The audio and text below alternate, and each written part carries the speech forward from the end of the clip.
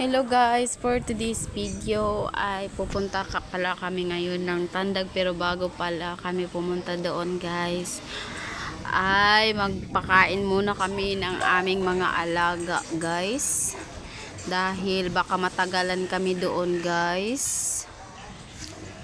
Unahin muna natin ang ating mga alaga sa pagpapakain para hindi sila magutom.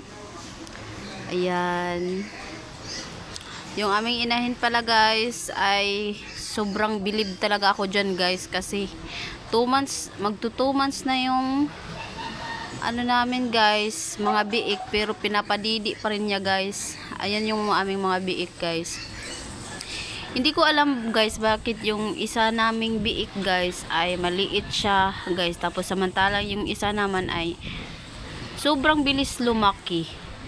Siguro guys, kaya siguro nagkakaganyan yan guys, kasi nagkasakit kasi siya guys nung baby pa lang siya. Kaya siguro medyo matagal siyang lumaki. Kaya siguro nagkakaganyan. Ayan guys, yan yung aming baboy na ang bilis lumaki. Ayan, tapos ito pala yung isa na. Tingnan nyo guys yung kaibahan nila guys, diba? Oh? Sobrang liit talaga nung isa guys. Ayan.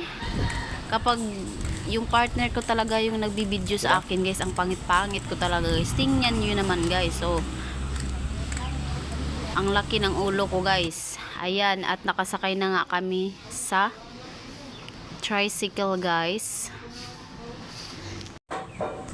At sobrang init ng aming inuupuan guys. Siguro guys, bubos awin ako nito mamaya guys, kasi sobrang init ng aking inuupuan. Ayan guys, so, ang init-init talaga guys. At syempre nakarating na nga kami dito sa Tandag, at sabi ko sa kanya na hindi pa ako nagugutom, pero siya wala talaga siyang ano guys, buraho talaga siya guys. Kaya kumain na lang kami dito guys. Kumain na lang kami dito sa may barbecuehan. Ayan. Kain tayo guys. Kahit busog pa ako, kumain na naman ako ulit. Kaya ako busog guys, kasi alas 10 na kami guys agahan guys. Mga 11, mga 12 o'clock ata kami nito kumakain guys. Kaya busog pa talaga ako ng mga oras na yun guys. Sige lang, kumain na lang ako. Ayan, siyempre nagpunta kami dito sa tindahan, sa ano guys, para bumili ng ano bang Tagalog ng suga guys, ilaw pala guys. Ayan, kasi delikado dito sa amin guys, kasi walang mga ilaw, kaya kailangan talaga may ilaw. At bumili din kami guys ng flashlight, tawagin mo, flashlight guys, kasi syempre gamit na gamit yan guys pag manulo tayo guys ba, yung spear fishing ba guys.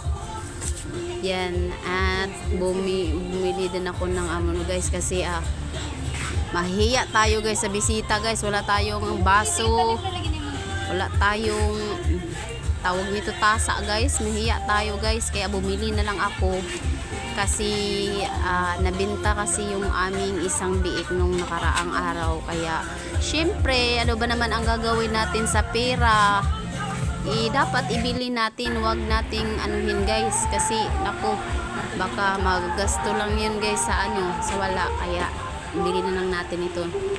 Yan, kasi yung mga bisita natin, baka magreklamo, baka sabihin grabe naman ito sila lang dalawa, tapos hindi makabili ng mga ano dito sa bahay. Ayan, pumili-pili na nga ako dyan guys kung ano yung mas mura. Kaya humanap talaga ako ng mga ano na makamura tayo guys, para yung ating pera ay makasya ba guys. Ayan, pili-pili lang tayo guys. Ayan guys, bukas na naman guys, ano na naman kaya itong aking ano guys, i-content. Grabe guys, ang ingay ng aming inahin guys, grabe talaga, nakaka-stress sa aking utok talaga guys. Ayan, at bumili din ako guys ng tasa guys. Ayan, sabi ko sa partner ko pang video, kasi guys, sabi ko sa kanya guys, ayusin mo naman pag video.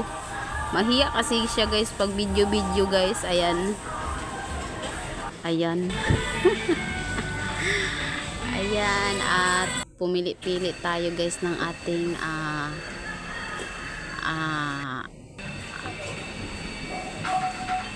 ayan, pili din ako guys ng mga ano guys, mura lang guys na Tupperware guys. Baka next day ay makadala tayo ng bring house guys.